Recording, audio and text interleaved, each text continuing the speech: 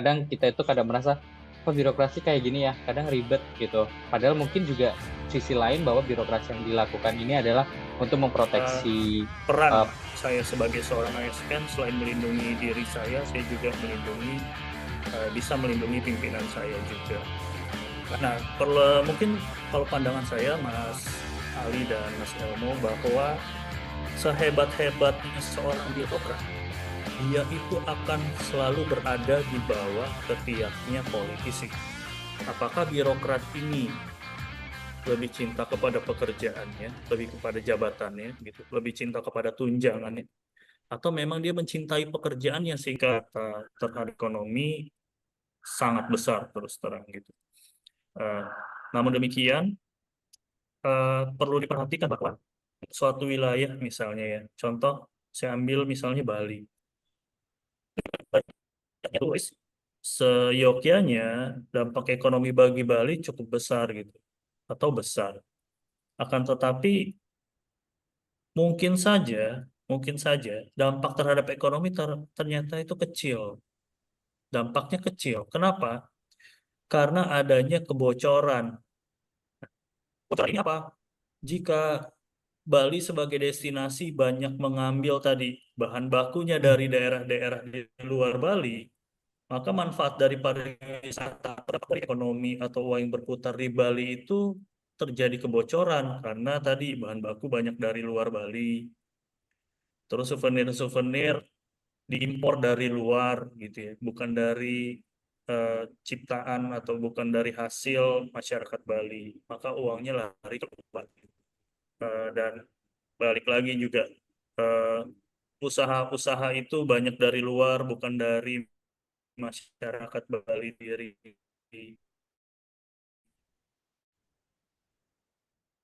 Sayur diambil dan bukan diambil dari hingga walaupun uangnya masuk ke Bali tapi tersalur keluar dan itu yang tadi saya sebut kebocoran-kebocoran.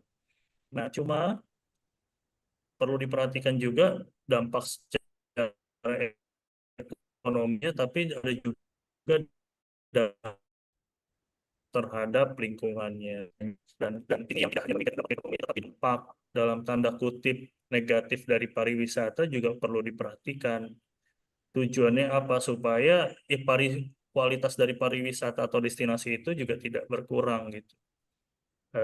Jadi tidak hanya memikirkan dampak ekonomi, tetapi juga memikirkan dampak dari kelestarian dari destinasi itu sendiri. Bagaimana dengan sampahnya, bagaimana dengan karbon yang dihasilkan, dengan banyaknya turis, akan semakin banyak pesawat yang datang gitu, makin banyak rental-rental kendaraan mobil atau motor yang digunakan sehingga karbon yang dihasilkan juga tinggi. Belum lagi dampak terhadap budayanya seperti apa, sehingga eh, dampak terhadap ekonomi ya besar, dampak terhadap penyerapan tenaga kerja ya besar, tetapi jangan lupa untuk juga memikirkan dampak negatif yang tentu juga harus bisa kita atasi. Kurang lebih seperti itu, Mas Ali. baik. Ya sih, kebetulan saya lagi di Bali ya, udah seminggu ini gitu. Bahwa saya melihat gitu ya, kemarin Gimana, Mas? kayak saya tinggal di Ubud, kebetulan tempat kakak ada yang mengelola villa di Ubud gitu ya, dan ternyata di dekat jantung wisata Ubud gitu kan. eh Memang jadi ngelihat ada pergeseran budaya gitu. Jadi Ubud itu istrinya banyak orang-orang asing gitu, dan seperti menjadi orang-orang Bali sendiri beberapa kayak kehilangan jati culture-nya di spot itu saja sih. Mungkin mungkin juga itu mungkin karena desentralisasi untuk khusus di area wisata gitu ya. Tapi memang juga nggak bisa dipungkiri beberapa di Indonesia ini kan yang deg-degannya gini, ada pantai masih bagus, perawan istilahnya ya gitu. Ketika diekspos malah jadi banyak sampah segala macam gitu, sehingga kadang akhirnya tidak, bukannya pariwisata yang jadi bagus untuk masyarakat, tapi malah negatif impact-nya yang muncul ke masyarakat nih. Apalagi sekarang sering dengar di kajian anak-anak kuliahan gitu kayak sustainable tourism gitu ya, eco-friendly tourism gitu. Nah, kan dengan adanya masalah seperti ini nih ya, sedikit penasaran nih, peran peran protection terhadap environment itu di level kementerian atau di level daerah ya, salah hal tersebut. Ya, sebenarnya aturan mainnya, rambu-rambunya, regulasinya perlu ini sih, perlu memang pemerintah yang menyiapkan gitu. Cuma memang kalau bicara destinasi, bicara pariwisata, tentu SDM-nya juga harus siap. Nah, kita tadi seperti Mas Ali bilang kan, ada pantai yang Cipawan terus menjadi daya tarik baru. Tiba-tiba sampah dan lain-lain gitu. Itu Ah, ya itu memang disebabkan karena infrastrukturnya belum siap gitu, termasuk infrastruktur SDM-nya. Ya, bicara pariwisata tentunya tadi rambu-rambunya ada, tetapi orang yang untuk menjalankan dan menegakkannya tidak ada, ya sama aja gitu. Akhirnya yang tidak sadar atau yang dihasilkan atau akhirnya rusak tuh destinasinya. Jadi memang ini tidak bisa lepas sih. Eh, Manusianya juga harus siap, terus juga aparat apa juga harus sudah siap, masyarakatnya juga disiapkan gitu, dan juga aturan mainnya juga disiapkan. Dan kalau sampai ada salah satu komponen tersebut tidak siap, ya makanya akan kita lihat destinasi yang kotor, terus ada juga pelanggaran budaya gitu ya, pelanggaran adat, atau tindakan-tindakan yang tidak sesuai maka ya itu ya destinasinya tidak siap gitu. Mas Ali, iya ikut menambahkan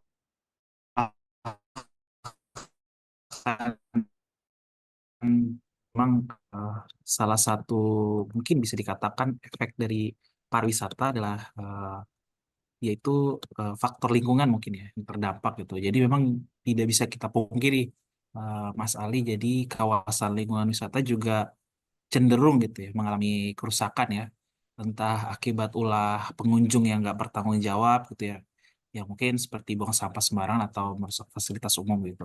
Tapi juga beberapa belakangan ini yang kemudian menjadi isu, eh, mungkin isu yang cukup kuat di masyarakat gitu, sehingga kemudian mungkin masyarakat agak susah untuk menerima pariwisata itu adalah dengan hadirnya berbagai investasi pariwisata itu kadang mengubah bentang alam gitu ya, sehingga kemudian bisa mengakibatkan pada kerusakan lingkungan.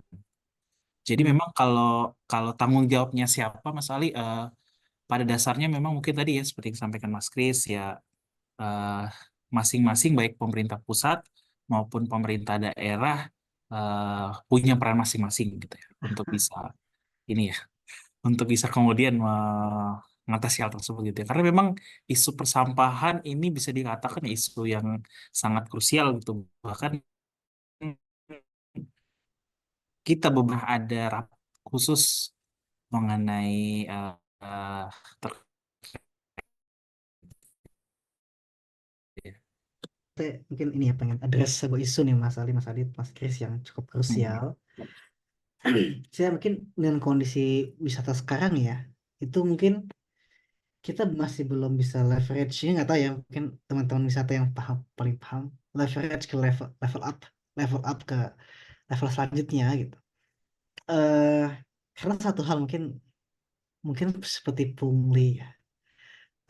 Itu kan saya pernah jadi seorang asisten untuk melevel up KEK, kawasan ekonomi kreatif di Tanjung Lesung di Pandeglang 2018 2019. Itu permasalahannya ketika kita mau ke ujung kulon, kita ke tempat satu domba gitu ya, merah susu domba atau ke Tanjung Lesung, itu mau jalan tuh pungli banyak. Satu lewat pos langsung kemudian ditagih uang ini. Besok uang ini lagi. Jadi kenyamanan mungkin uh, pengunjung itu benar-benar tidak merasa nyaman ya. Karena belum nanti masuk HTM lagi bayar. Jadi di situ ya seperti dipalak kayak gitu. Yang kedua mungkin kalau misalnya ada turis asing datang, kita kan juga berpikir ini untuk orang asing ya. Kalau nggak salah tuh saya juga menghindari angka ya. Kalau nggak salah kalau berdasarkan informasi itu, Thailand itu bangkok menjadi nomor satu di Asia mungkin, jumlah turisnya dibandingkan di Indonesia mungkin ya. Kenapa bisa lebih banyak orang asing datang gitu ya? Itu menjadi pertanyaan lagi. Nah, suatu ketika melihat tuh ada seorang turis asing datang ke Indonesia gitu, naik ojek kan, misalkan ya kita kalau di Malang itu mau ke mana gitu, Coban Rondo atau apa itu, yang jalan itu udah nggak bisa dilalui oleh kaki, nggak ada mobil, harus naik ojek.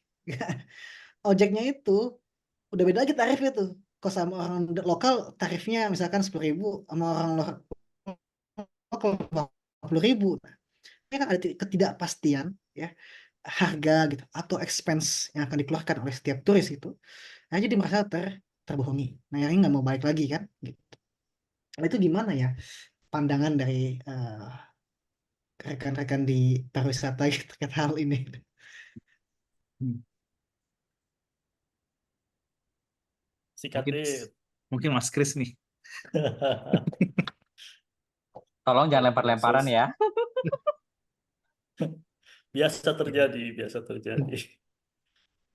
Ya, sekali lagi bahwa itu tadi, sebenarnya aturan mengenai larangan pungli kan ada. Terus juga Presiden kan pernah membentuk Satgas untuk hapusan atau pengurangan pungli gitu ya. Ya artinya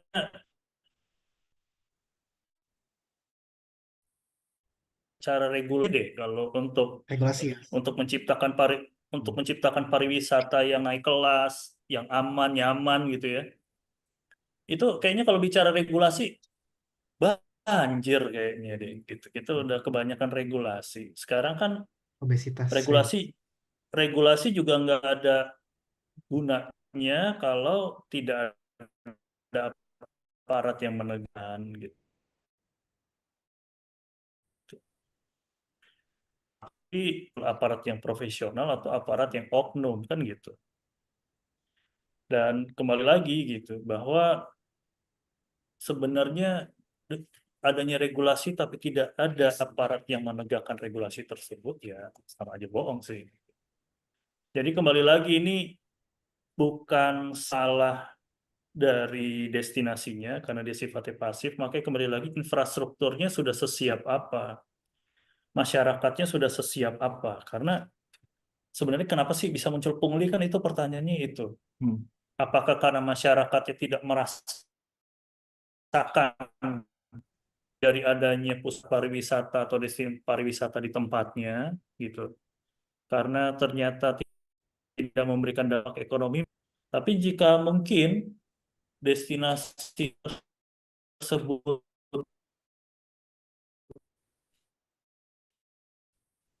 dan berdasar lebih jika juga ada disertai dengan aparat yang memang menegakkan regulasi, menegakkan aturan sehingga pungli itu tidak bisa terjadi gitu.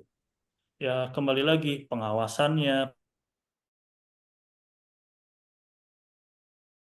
penegakannya lagi dampak ekonomi dari destinasi tersebut sebenarnya untuk siapa gitu. Lari kemana uangnya? Jika memang kembali kepada masyarakat, menurut saya mungkin punglinya bisa ditekan dan mungkin punglinya bisa hilang kalau memang ada aparat yang bekerja dengan profesional menegakkan aturan. Menurut saya seperti itu. Nggak tahu, Adit mungkin. Iya, iya. Iya, sebenarnya tadi yang disampaikan Mas Kris sudah menjawab sebenarnya ya ilmu ya. Tapi kalau dari pandangan saya pribadi gitu ya, jadi yang pertama eh, berbicara terkait pariwisata memang Hmm. kita nggak bisa kerja sendiri gitu. Jadi ada beberapa peran yang kemudian mungkin itu masuk lingkup dari beberapa instansi lain gitu. Contohnya kemudian membangun eh, jalan untuk menuju ke suatu destinasi pariwisata. Nah, itu memang sebenarnya tugas dari kementerian lain, dalam hal ini mungkin Kementerian PUPR. Oh. Sehingga Hmm. kemudian itu yang menyebabkan kadang harmonisasi untuk kemudian menuju sebuah destinasi yang berkualitas ya, yang tadi bebas hambatan ya, itu mungkin menjadi terganggu. Paham. Kemudian yang kedua, Mas Elmo gitu ya, tadi mungkin menjawab tadi ya, kenapa kemudian Thailand ya menjadi salah satu destinasi yang dikunjungi di Asia Tenggara ya, nomor satu Mhm. gitu. Tadi mungkin ya, yang pertama tadi disampaikan Mas Kris, ya mungkin kepada menerima kunjungan wisatawan gitu. Mungkin juga salah satu faktor yang menjadi pembeda pariwisata kita dengan pariwisata mereka, mungkin bisa dilihat mereka eh, menyediakan keleluasaan yang begitu besar terhadap turis asing gitu ya. Dalam hal ini mungkin para wisatawan asing itu kan senang So, ketika mungkin makan di restoran, ya itu dia misalnya betul betul betul. alkohol gitu. Nah, Indonesia mungkin masih masih belum bisa seperti itu menyediakan beberapa Gimana ya hal-hal itu ya, tersebut gitu. ketika ada benturan dengan budaya lokal yang sifatnya ketimuran, sedangkan orang asing itu dia Hmm, lebih suka bebas, itu mana betul. pilih Mas ya? You Iya, can jadi found, kamu bisa nemukan itu di Ubud. Kayak literally Iya Mas. kayak, betul. Oke wow, Mas Ali, this is cafe gitu ya. Gua kemarin di Ubud tuh kayak 4 hari ya gitu. Itu you will found kayak kafe-kafe gitu dan always minuman gitu. Jadi mungkin yang Muslim jadi itu yang itu mungkin akan menarik untuk non Muslim dan internasional apa tourism gitu ya. Cuma untuk yang warga Muslim lokal dia akan ya udahlah mampir sebentar aja just for ya ngerti aja pernah ke Ubud gitu ya. Mungkin itu sih case yang seperti yang terjadi sekarang ya gitu. Makanya kayak Jepang itu kan emang dia culture based tourism sama nature-nya kan strong oke. banget dan mereka punya fasilitas untuk apa namanya sake alkohol yang emang itu Betul, idaman betul. mereka-mereka yang dari Europe dan ya negara Barat gitu ya. Paling itu sih. Tapi emang kembali lagi ya kayak lokal-lokal tadi itu ya pungli-pungli yang nggak bisa di kita ya Indonesia emang paling sulit kan pengawasan ya regulasi mungkin banyak tapi pengawasan ini menjadi PR yang cukup sulit gitu untuk dilakukan karena awareness dari kita juga ya namanya juga butuh duit gitu ya apapun akan kulakukan. Baik. Iya, betul betul. Kalau di Bali mungkin masih bisa diakomodir kebutuhan orang asing, turis asing. Ya, tapi kalau mungkin daerah-daerah lain, misalkan di Malang, yang lebih kuat Jawanya gitu kan, akhirnya dia nggak bisa masuk, Ya, ya kan? ya, ya, ya mungkin itu tadi ya, akan something ya mungkin pariwisata udah mikirin lah itu apa namanya klasterisasi Kira lanjut. gitu ya, Gimana Mas klasterisasi Kris? tempat. Gimana Mas Kris? Ya kalau Tantangan. kalau menurut saya sih bahwa sebenarnya yang jadi daya tarik Indonesia kan karena budayanya yang beragam gitu ya. Hmm. Hmm. Artinya kalau mau mungkin tadi toh wilayah-wilayah di Indonesia juga ada yang memiliki minuman khas daerahnya sendiri yang juga mengandung alkohol gitu. Jadi macam-macam sih. Jadi bicara pariwisata kan tidak serta-merta melulu tentang alkohol sebagai daya tarik, Hmm. tempat hiburan sebagai daya tarik. Ada juga turis-turis yang memang datang ke Indonesia untuk melihat budaya. Ada juga yang datang karena dia mencintai olahraga ekstrim. Ya. Jadi dia jangankan alkohol yang dicari tuh sebenarnya gua, yang dicari adalah dasar laut, yang dicari adalah arus sungai gitu. Jadi memang begitu banyak minat dan menurut hemat saya Indonesia menawarkan beragam pilihan. Mau apa nih? Mau ke ke Indonesia bagian barat ada khasnya sendiri, Indonesia tengah ada kekhasannya sendiri, sehingga ke ujung timur gitu.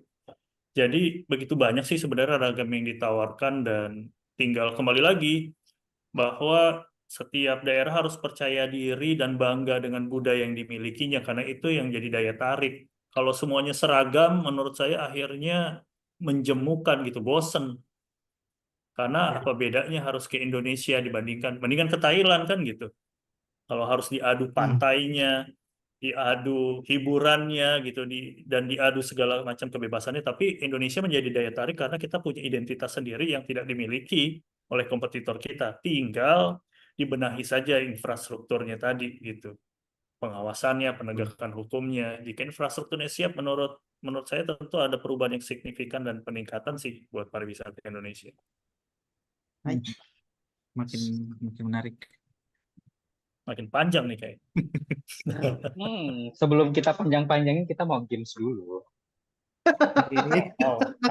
Terbaik. Au. Gimana? Mau game dulu boleh? Jadi Boleh. gamenya Mas, gamenya itu nggak yang berat-berat banget. Hanya ya kayak kayak milih hitam atau putih gitu ya, yang kayak gitu aja gitu. Nanti mungkin Hitam juga atau kita putih? Oke. nanti tinggal putih misal gitu aja sih, nggak yang susah banget gitu ya. Nah, ada 100 pertanyaan. Ups. Oke, good. Nggak Oke. susah sih. Oke, kita mulai pertanyaan pertama. Pilih A atau pilih ini atau itu ya. Oke. Pertanyaan pertama, pilih Sunda atau Betawi? Betawi, Betawi. Oke, pertanyaan selanjutnya, pilih birokrat atau praktisi? birokrat, Birokrat. Pertanyaan selanjutnya, pilih menjadi Menteri Pariwisata dan Ekonomi Kreatif atau Menteri Pemuda dan Olahraga?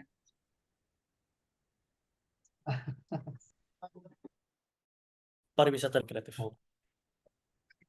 Oke, next we have question. Pilih Bali atau Jogja? Jogja, Jogja. Baik, ada lanjutannya, pilih lagu pop atau lagu dangdut?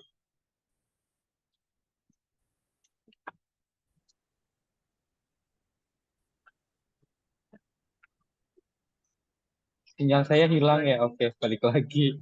Apa tadi, Aman, pilih aman. lagu pop apa dangdut? pop, Pop. Kirain kopi dangdut. Selanjutnya ada pilih Jepang atau Jerman. Jepang, Oke. Kemudian pilih jadi PNS atau advokat? advokat, Advokat. Oke. Pilih nasi liwet atau nasi uduk?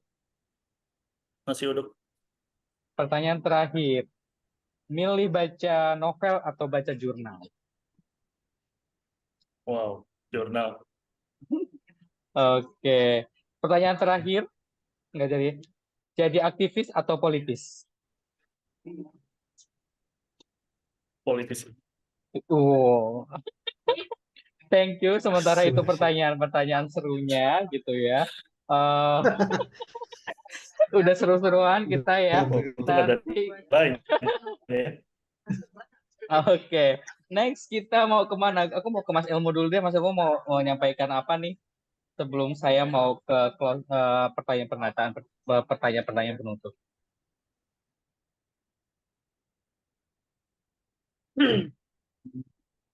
Ya tadi ya, jadi kayaknya saya melihat diskusi ini dapat insight baru ya dari Mas Kris, banyak terkait dua hal sih ya. Dalam satu kementerian misalkan kita bekerja di PNS tadi itu, satu terkait dengan birokrasinya itu sendiri gitu ya, yang mungkin memakan banyak pikiran, energi gitu.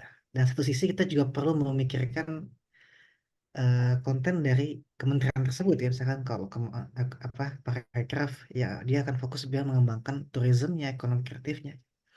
Jadi menurut saya itu dua hal yang cukup berat ya, artinya setiap orang itu memegang dua pikiran yang cukup berat, itu bagaimana bisa survive di birokratnya gitu tanpa tersangkut masalah atau ya smooth lah jalannya gitu. Satu sisi juga harus memikirkan pelayanan gitu ke masyarakat. Nah ini yang kadang menurut saya mungkin Mas Kris ini ada orang yang bisa imbang kedua-duanya gitu. Ada yang mungkin akhirnya dia nggak bisa imbang gitu. Ya udah hanya dia fokus saja misalkan ke birokrat, dia akan tenggelam kepada kesehariannya gitu untuk em, apa ya, survive gitu di birokrat supaya tidak terkena macam-macam gitu. Akhirnya pelayanan ke masyarakatnya, improvement di pariwisatanya, segala macam terkait pariwisatanya itu kadang mungkin tertinggal gitu. Atau sebaliknya mungkin fokusnya ke pelayanan, tiba-tiba nggak ngurusin birokrat, tiba-tiba tersangkut masalah. Ini menurut saya tantangan yang cukup berat sih Mas Ali ya.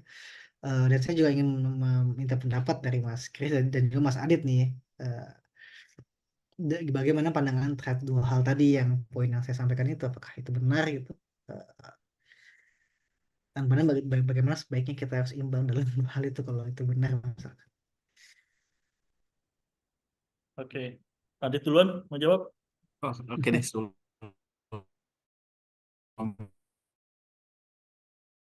Mas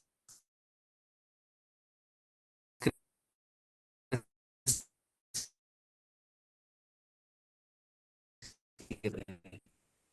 Juga kan? Jadi sama Mas Elmo gitu, ketika kemudian awal masuk ke birokrat ini, mungkin di awal adalah pemikirannya bagaimana bisa memberikan pelayanan kepada masyarakat. Nah, fokus saya waktu itu terhadap pelayanan masyarakat. Tapi setelah masuk ke dunia birokratnya, kemudian sadarkan gitu bahwa oh ternyata ada proses lain gitu ya yang harus kemudian dilakukan, yang perlu untuk bahasanya untuk perlu diikuti gitu ya terkait tadi ya birokrasi tadi. Nah, yang kemudian menyadarkan saya Mas Elmo sejujurnya itu adalah Mas Kris gitu. Jadi selama perbincangan gitu ya, selama diskusi dari sosok Mas Kris ini sejatinya yang kemudian memberikan saya pandangan ya kalau memang bisa dikerjakan keduanya, kenapa enggak gitu. Oh, itu adalah bagian dari konsekuensi kita untuk memilih jalan menjadi seorang ASN gitu di dalam birokrasi ini gitu. Ya udah, jadi kemudian eh, mau nggak mau peran tadi Mas Elmo gitu yang harus kemudian saya pribadi mungkin ya harus jalani gitu, dimana memang dalam kehidupan sehari-hari mungkin bayarannya adalah meluangkan banyak waktu gitu ya. Jadi kalau misalkan banyak yang bilang ASN itu harus pulangnya terbiasa on time gitu. Nah, saya bahkan malah sebaliknya gitu. Biasanya kita eh, pulangnya bisa jauh lebih malam gitu ya. Karena kemudian untuk bisa menyesuaikan ritme kedua hal tersebut gitu. Bagaimana bisa eh, menyeimbangkan gitu antara dunia birokrasi ya, yang tadi mungkin masih begitu banyak begitu banyak hal yang perlu untuk kemudian diselesaikan, juga bagaimana dengan peran untuk bisa memberikan pelayanan masyarakat. Akan tetapi kedua-duanya setelah kemudian mendapatkan ini ya, mendapatkan semangat dan kemudian mas ke situ ternyata bisa dijalani gitu. Itu sih mungkin dari saya Mas Ilmu. Ya, kalau dari saya pertama balik ke niatnya. Menjadi ASN, niatnya itu mendaftar untuk apa? Kalau memang niat sejak awal untuk memberikan pelayanan mensinya, mungkin itu yang ideal. Tapi ada juga yang ingin masuk ASN karena sulit cari kerja. Bahwa menjadi ASN itu tuanya terjamin gitu ya. Ada mindset seperti itu. Saya pernah bahkan berdiskusi dengan orang tua gitu bahwa kayak dibilang ya jadi ASN aja enak gitu. Nanti kamu bisa punya pensiun dan lain sebagainya. Ya, sebuah pemikiran kritis aja sih. Termasuk juga bagaimana orang, ada juga kolega-kolega saya yang membanggakan sudah punya NIP segala macam. Kalau terus saya tanya gitu, kalau kalau besok lo mati, emang NIP lo pengaruh? Emang lo pensiun gitu? Kayak gitu. Jadi ada sikap-sikap yang memang pikir bahwa ini adalah terus bisa semaunya, itu adalah niat-niat yang memang sudah tidak sesuai sejak dia masuk. Tapi bicara menjadi ASN, ya konsekuensinya pertama ASN itu sangat diatur, diikat dengan regulasi, dengan aturan-aturan. Tidak boleh ada aturan yang dilanggar gitu. Bahkan jika ada aturan yang dilanggar, bahkan itu tidak menyebabkan kerugian negara, itu juga ada sanksinya. Jadi menjadi ASN itu juga tidak mudah, menjadi seorang ASN. Itu bicara terhadap regulasinya, belum lagi terhadap pelayanan dan terhadap kerjanya gitu. Saya bersyukur gitu berada di lingkungan di mana banyak ASN muda yang memang mereka bisa bekerja, mau bekerja dan mau terus belajar untuk meningkatkan kemampuannya gitu. Karena PR bagi seorang ASN adalah dia akhirnya masuk di nyaman sehingga dia hanya melakukan hal-hal yang sifatnya rutinitas aja. Dia tidak mau mengembangkan dirinya, dia tidak mau mengupdate dirinya terhadap regulasi-regulasi yang baru, dan yang paling parah ya tentunya dia tidak mau memberikan pelayanan gitu. Karena sekali lagi balik bahwa menjadi ASN itu adalah untuk mengamankan dirinya di masa tua. Berharap ketika tua nanti sudah tidak bekerja masih ada uang pensiun yang mereka terima. Berharap mendapatkan perjalanan dinas supaya ada uang tambahan. Berharap adanya rapat-rapat di hotel hingga bisa mendapatkan uang tambahan. Atau yang lebih parahnya lagi, berharap adanya ya sampingan-sampingan yang didapatkan dari hasil penyimpangan-penyimpangan. Jadi apakah berat menjadi ASN? Berat. Tapi apakah itu seru? Ya seru juga gitu. Dan apakah ringan? Ringan juga menjadi seorang ASN jika lingkungan di sekitar itu juga memiliki frekuensi dan semangat yang sama. Jadi ini sesuatu yang tidak bisa digeneralisir, tapi juga menjadi ASN ada tanggung jawab, ada sumpah juga di situ atas nama Tuhan, dan untuk menunaikan kewajibannya. Dan kembali lagi, jika ingin aman, kuasai dan ketahui apa yang dilakukan. Dan yang kedua, pelayanan itu adalah kewajiban. Jadi ini dua hal yang memang harus dilakukan secara selaras. Jika memang waktunya tidak cukup seperti yang tadi Adit sampaikan, ya udah, investasi di waktu, korbankan waktu. Yang pasti yang pernah saya lakukan itu ya mengorbankan waktu istirahat. Jadi waktu istirahat saya kurangin gitu. Ketika anak-anak sudah tidur misalnya, maka pasca mereka tidur ya saya sisihkan 1 jam atau 2 jam untuk mempelajari hal-hal atau mengerjakan sesuatu yang baru, sehingga ya saya selalu terupdate sih terhadap hal-hal yang sedang berkembang di dunia birokrasi. Seperti itu mungkin Mas Elmo. Terima kasih. Ya, ya, ya, ya.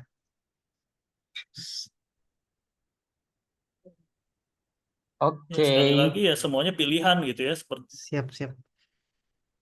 Oh ya, kecuali Mas Elmo yang bukan ASN ya. Kita bertiga ASN ya. Kita tunggu ya Mas, mengabdi ke negeri. Iya, makanya penasaran Baik, banget nih. Bisa Kasih insight. maksudnya. Mas Chris, aku itu sempat baca beberapa berita tuh. Ada beberapa case yang ada sebuah event gitu yang tiba-tiba apa yang namanya promotornya itu akhirnya menggagalkan sebuah event itu karena masalah perizinan di Indonesia, perizinannya gitu. Emang sesusah apa sih isu mengurus perizinan, atau emang ada isu-isu apa nih terkait dengan izin dari sebuah, kalau kita ngadain sebuah event gitu? ya itu sebenarnya isu di zaman jahiliyah lah ya, di era kegelapan, di mana saat itu avatar belum ditemukan gitu ya. Waduh, Eng masih jadi batu Jadi nih. ya Sun Gokong aja masih ketiban gunung sih saat itu. Jadi itu adalah masa-masa di mana proses perizinan itu alurnya atau prosesnya belum akuntabel, sifatnya masih tertutup, masih ada permainan di bawah meja gitu.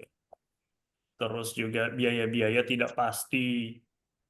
Terus juga kapan turunnya izin itu juga tidak jelas gitu. Jadi pada zamannya di era kegelapan tersebut, perizinan itu bisa turun beberapa hari jelang event. Itu kan menimbulkan ketidakpastian bagi para promotor, gimana mau mempromosikan, gimana mau jual tiket, izinnya aja belum dipegang. Khawatir eventnya diselenggarakan izin nggak turun, acaranya dibubarkan gitu kan. Itu kan akhirnya menimbulkan kerugian. Lalu yang kedua, berapa sih biayanya gitu. Kalau biayanya sudah diketahui, untuk pengurus izin butuh berapa, maka promotor itu kan bisa berhitung. Maka total investasi saya adalah X gitu. Sehingga nilai tiket yang harus dijual nilainya adalah Y gitu. Nah, karena tidak jelas berapa nilainya, maka ini juga menyulitkan para promotor. Jadi saya ini harus investasi berapa sih? Jual tiketnya harus sebanyak apa dan dihargai berapa sih gitu. Itu adalah dua hal. Dan yang ketiga adalah izinnya udah sampai mana sih, lewat siapa aja sih, seperti itu. Ini tapi itu di zaman kegelapan. Lalu eh, sesuai juga dengan arahan Pak Presiden, Pak Jokowi, sekarang untuk perizinan itu sudah bisa dilakukan secara online. Biayanya juga jelas dan sudah diinstruksikan oleh beliau bahwa izin lebih sekian sebelum pelanggaran. Jadi ini memberikan kepastian. Sebenarnya yang dibutuhkan oleh para promotor adalah kepastian tadi. Kepastian proses perizinan sama, kepastian selambat-lambatnya izin turun kapan, sama kepastian biayanya itu berapa.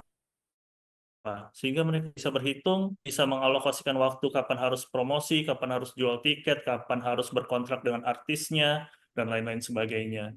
Jadi ya kalau bicara tadi yang Mas Ali tanyakan itu di era kegelapan sih Mas. Gitu.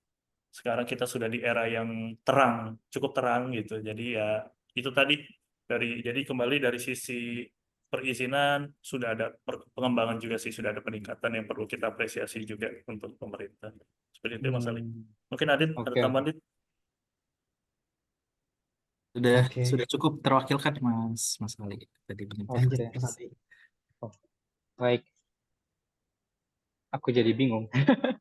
Mau mulai apa? Ya, Oh, berarti sebenarnya jadi itu hanya isu-isu lama ya terkait dengan ya karena kan kadang ya aku juga karena belum pernah kejadian langsung menimpa kegiatan yang maksudnya aku ikuti gitu ya. Ini kadang cuma kadang ada event yang akhirnya digagalkan karena isu perizinan gitu. Aku boleh masuk ke sesi terakhir sebelumnya teman-teman? Nggak boleh lah. Ya, boleh. Oke, terima kasih. Mas,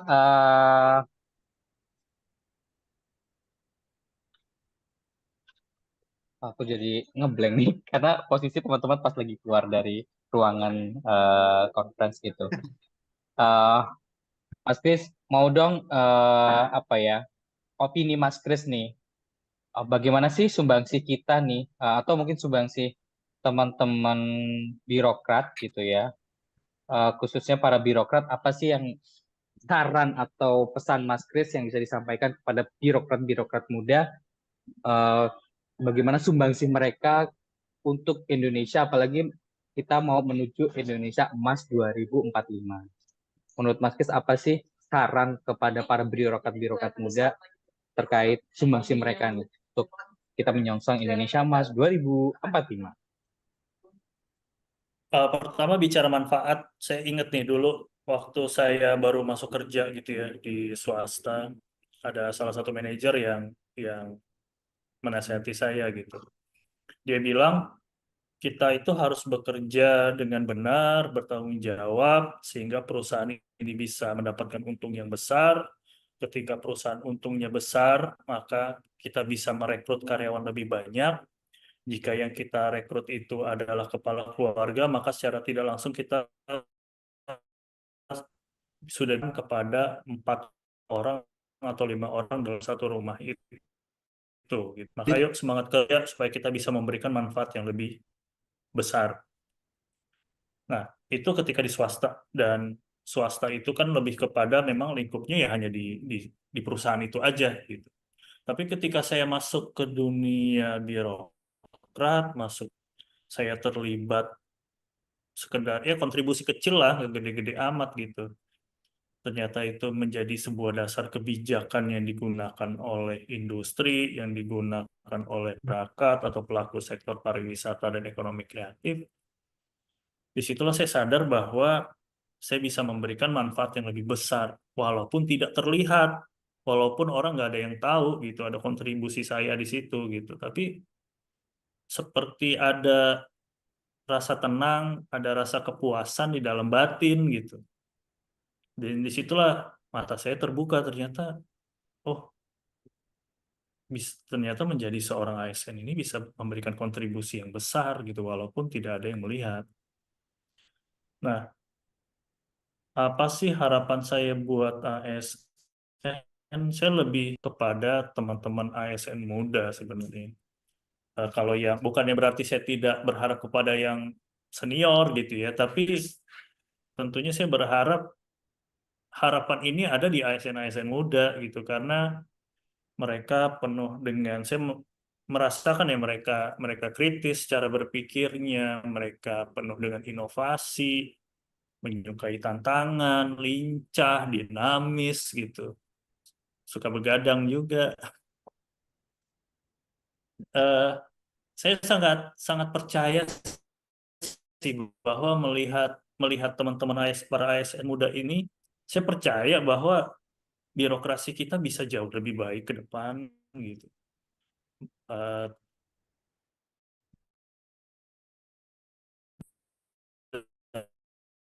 dan lebih positif sih buat saya. Jadi pesan saya buat para ASN muda, tentunya balik lagi, menjadi ASN adalah pilihan Anda sekalian, nggak ada yang maksa. Kalian yang legalisir ijazah, kembali ke kampus untuk legalisir ijazah, kalian yang datang ke Polres atau Polda untuk bikin SKCK, antri panas-panasan, kalian yang keluar pagi dari rumah untuk cetak foto warna dengan background tertentu, untuk datang ke rumah sakit ngurus kesehatan dan lain-lain, kalian yang memutuskan untuk mengurangi jam tidur untuk belajar, kalian yang memutuskan untuk mengeluarkan biaya supaya bisa ikut bimbingan supaya tes ASN ini lancar, kalian yang berdoa sampai jungkir balik minta kepada Tuhan supaya lulus ASN-nya, lulus ujiannya, itu pilihan kalian semua gitu. Nah, ketika teman-teman terpilih, ya konsekuen dengan pilihannya. Apapun nanti ditempatkan, mau di tempat yang hubungannya cuma sama kertas doang gitu ya, mau ditemenin nyamuk, ataupun ternyata saya tuh introvert, saya nggak bisa yang kerja berkoordinasi dengan orang banyak, ya udah nikmatin. Saya nggak bisa nih ditempatkan di pelosok yang nggak ada sinyal, ya udah nikmatin, itu kan pilihan semua gitu. Tapi gaji saya cuma segini, kerjaan saya begini, ya udah dinikmatin gitu. Itu kan pilihan semua gitu. Pilihan kalian semua, cuma yakin bahwa apa yang teman-teman lakukan itu menggerakkan roda birokrasi kita yang memberikan manfaat. Loh, kok misalnya tiba-tiba muncul pikiran, saya yang kerja tapi kok yang dapat uang malah orang lain gitu. Dengan cara melakukan penyimpangan-penyimpangan, ya udah dinikmati konsekuensinya gitu. Menjadi ASN yang memang tidak mau terlibat dalam sistem seperti itu. Teman-teman sudah berkontribusi kok untuk mengurangi bocornya APBN. Dengan teman-teman bekerja dengan serius, teman-teman secara tidak langsung yang menghargai pajak-pajak yang udah dibayarkan oleh masyarakat gitu. Dari anak-anak kecil membeli ciki itu kan ada pajak di situ dari ciki yang mereka beli. Artinya coba teman-teman resapi, teman-teman coba bangun empatinya bahwa gaji yang kita terima, gaji yang saya terima itu dari orang-orang yang sebenarnya mereka membeli makanan, membeli minuman, uang itu mereka dapatkan dari mengamen, dari mengais sampah, dari mereka menarik gerobak, dorong gerobak gitu. Coba berempati ke situ, apa yang mereka harapkan, mereka mengharapkan negara kita menjadi lebih baik, ekonominya lebih baik, supaya anak-anak mereka tidak menganggur, anak-anak mereka bisa bekerja. Coba berempati ke situ. Mereka juga nggak mau kok ngais-ngais sampah. Cuma saat ini cuma itu yang mereka bisa lakukan karena terpaksa. Jadi meskipun mereka mengais sampah untuk mencari uang, mereka pasti di dalam lubuk hatinya mau kok Indonesia menjadi negara yang maju, ekonominya naik, ekonominya bagus, sehingga anak-anak mereka nanti juga tidak perlu mengais sampah, bisa bersekolah tinggi, bisa kuliah di luar negeri. Jadi ayo bangun empatinya gitu. Banyak kalau teman-teman yang menjadi ASN terus merasa malas dan gak mau kerja, mau gantiin banyak kok gitu. Jadi ketika teman-teman nanti dengan segala jerih payah dan investasinya bisa menjadi ASN pada akhirnya, ya ayo sama-sama gitu. Kita bekerja, kita membangun Indonesia yang lebih baik, kita membangun birokrasi yang lebih baik. Ya buat siapa? Ya buat orang-orang yang menggaji kita gitu. Ayo bangun empatinya. Yuk, itu pilihan kalian gitu. Yang mau menggantikan kalian menjadi ASN banyak kok yang siap bekerja dengan sepenuh hati. Jadi kalau ketika akhirnya teman-teman merasa tidak nyaman, itu adalah pilihan kalian. Tapi teman-teman punya pilihan untuk resign. Carilah pekerjaan lain, carilah profesi lain mungkin yang membuat hati teman-teman nyaman. Tapi jika memang memutuskan untuk jadi ASN, yuk kita konsekuen, yuk kita berempati, yuk kita kerja bareng gitu untuk memperbaiki PR-PR yang masih banyak gitu untuk negara kita dan tentunya untuk orang-orang yang menyisihkan Rp1 untuk membayar pajak dan pajaknya mereka kita pakai. Kita makan, kita beri makan untuk anak-anak dan keluarga kita. Kurang lebih seperti itu. Siap nih. Oh, luar biasa nih pesannya nih ya. Bahwa ya kalau lo udah ngambil jalan ninja sebagai ASN ya lo kerjain aja sebaik mungkin. Kalau lo nggak suka lo pergi gitu. Bahwa diingat kita ini yang gaji masyarakat melalui pajak-pajak dari produk yang paling kecil hingga produk-produk yang besar-besar gitu. Mas Kris, ini pertanyaan terakhir dan ini semua narasumber kami mendapatkan pertanyaan ini. Seperti Mas Kris tadi sampaikan bahwa wishlist ini adalah harapan impian di masa yang akan datang nih, gitu ya terkait. Nah, wishlist ini harapan gitu atau dreamnya Mas Kris, apa sih wishlistnya Mas Kris terhadap hukum, kebijakan nasional dan birokrasi di Indonesia untuk masa yang akan datang? Apa nih kira-kira nih? Gitu yang mungkin yang terpikir sepintas juga nggak apa-apa nih gitu. Kira-kira apa sih yang menjadi wishlist Mas Kris ke depan ini birokrasi Indonesia akan jadi seperti apa? Ini tadi pesannya Adit supaya santai aja. Cuma kok pertanyaannya berat-berat gitu. Ini gimana mau santai ini? Berusaha ngasih jawaban tongkrongan, pertanyaannya berat-berat banget. Mohon Nah, dimaklumi Mas. penuh jebakan nih Adit nih dari dulu nih. Wishlist. Dan penuh Makasih ya Mas ya. Mohon kejutan. maaf ini Mas Kris ya. Di terakhir-terakhir yang berat-berat. Jadi kalau dari sisi birokrasi wishlist saya itu suatu saat nanti gitu ya di masa depan harapan saya jumlah ASN yang bekerja dengan sepenuh hati gitu ya. Dan jumlah ASN yang jujur, tapi jujur ini dalam konteks bukan jujur dia tidak curang atau dia korupsi, tetapi ASN yang jujur itu kalau dia merasa dia tidak tahu dia bertanya, ketika dia merasa bodoh dia belajar, ketika dia tahu bahwa pelayanannya dibutuhkan, dia bekerja dengan sepenuh hati, dia membantu teman dengan sepenuh hati gitu ya. Saya jadi untuk dari sisi birokrasi saya mengharapkan di masa depan bahwa birokrat para ASN akan jumlahnya sangat banyak gitu dan kerja dengan penuh hati dan penuh empati dan bertanggung jawab. Dari sisi hukum tentunya pasti kita semua menginginkan sistem hukum yang berkeadilan yang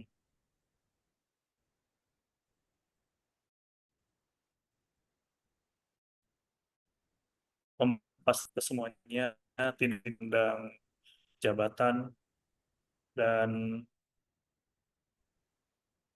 saya ingin bisa percaya dengan hukum kita, tidak ada lagi pandangan miring, dan tentunya aparat-aparat maupun penegak hukum diisi oleh orang-orang yang profesional. Itu aja.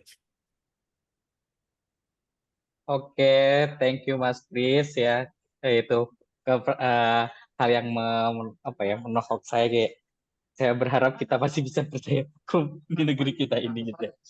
Baik, terima kasih banyak Mas Kris. Ini kurang lebih kita udah diskusi hampir 2 jam gitu ya. Dan banyak informasi-informasi yang menarik yang kita obrolkan di sini ya berempat gitu ya. Topik-topik tentang pariwisata, tentang birokrasi gitu. Dan kita tutup tadi pesan wejangan dari Mas Kris yang sudah hampir puluhan ya, karena udah lewatin 10 tahun ya, lebih dari 10 tahun menjadi ASN gitu ya. Dari level yang menurut dari kontrak hingga sekarang menjadi ASN yang mungkin memiliki jenjang jabatan fungsional atau jabatan struktural ya tertentu begitu. Sekali lagi saya ucapkan terima kasih banyak Mas Kris. Semoga tidak kapok sudah kami undang gitu ya. Terima kasih Mas Adit atas jebakannya gitu.